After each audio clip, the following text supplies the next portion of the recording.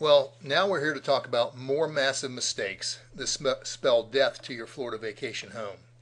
And we're here at part 3, which will cover some of the more massive mistakes that we see Florida vacation home buyers commit repeatedly. We have a lot to cover here, so I've split it into 4 sections. This video, which is 3.1 and next will be 3.2, is going to deal with the financial picture, and that's super important. And then in videos 3.3 and 3.4, I will cover the other 2 massive mistakes that we see every day.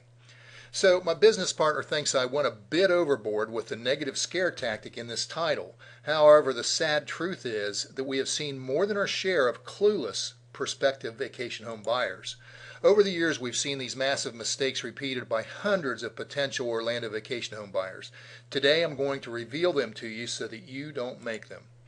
We prefer to cover all the critical issues in the Florida vacation home buying process rather than have you make a decision without knowing the real secrets to owning a vacation or holiday home.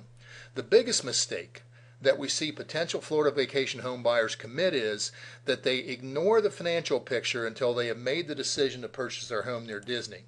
And this massive mistake that spells death to your Florida vacation home dream is, I call it having fuzzy financials. I really break it into 2 parts.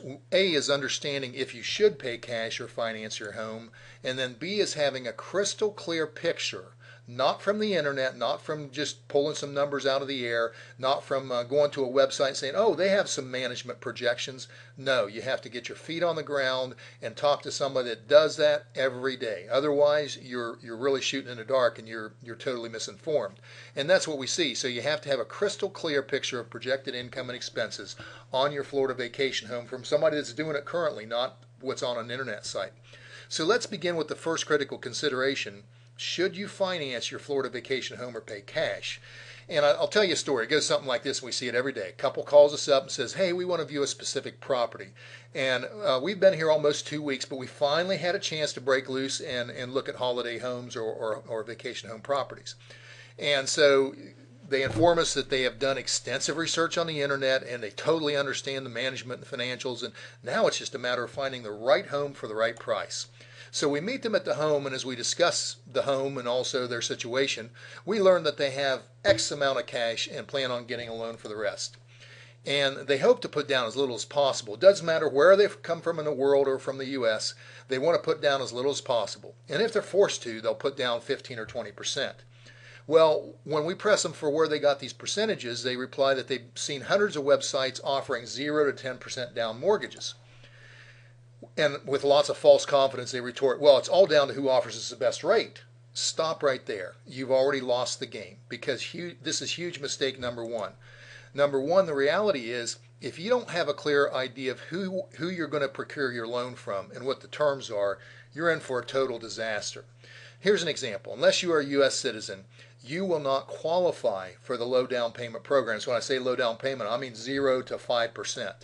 This is something that we explain in detail when we speak with you in person, but suffice it to say that the lowest rates and lowest down payments are usually either scams or they're only reserved for U.S. citizens with perfect credit and they have more money in the bank than God. In other words, they have more in savings than they're asking for the loan.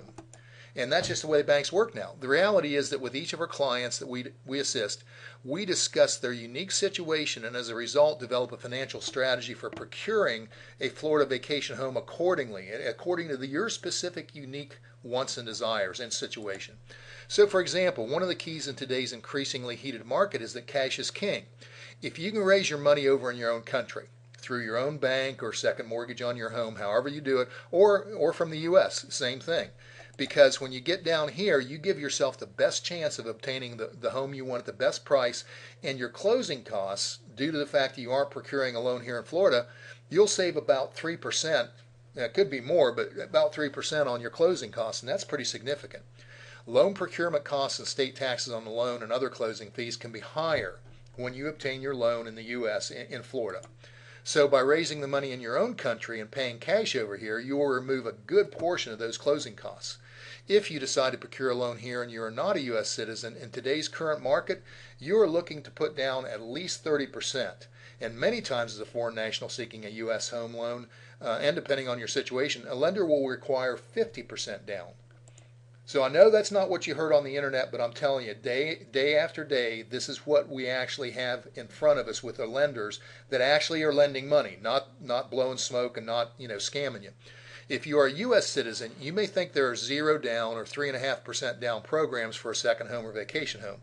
Sadly, the same thing. Most of these lenders promising these are scammers. They'll ask for your money up front, and then they'll hook you on it with the promise of that 0 or low down payment, and then they'll call you a couple days before closing and tell you, oh, well, that program's gone away, or you didn't qualify for the 0 down.